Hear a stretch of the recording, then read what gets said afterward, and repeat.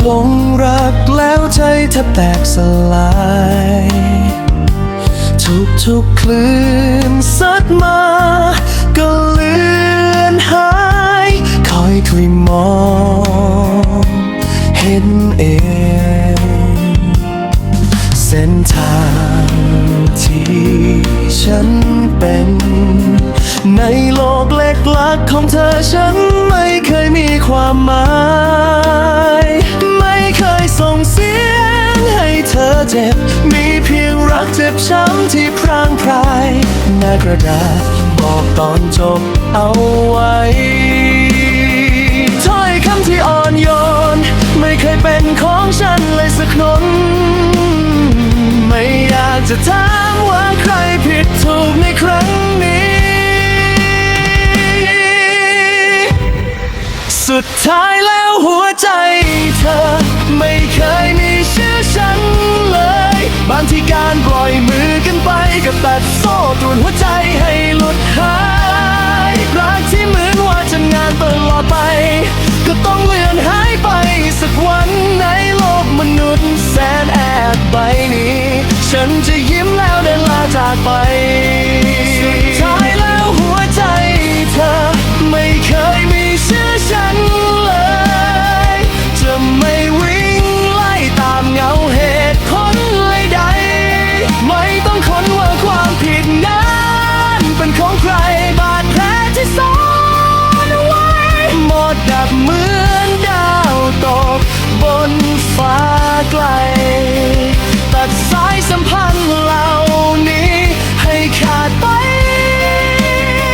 ฉันจะไม่หลงทางในความมืดมน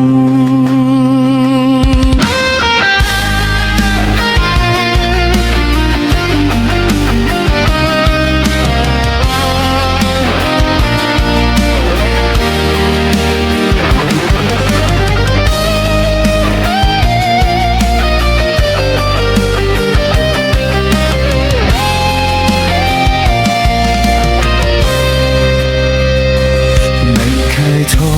ษเธอให้ช้ำใจเพียงมองเห็นความเย็นชาที่ใช้ไปเส้นบางๆขั้นระหว่างเธอกับฉัน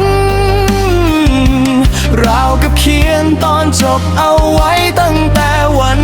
นั้นทุกคำสัญญาที่เคยพร่ำบอกกันวันนี้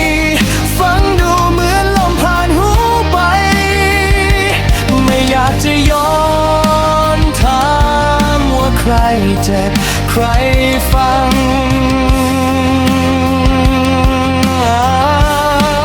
สุดท้ายแล้วหัวใจ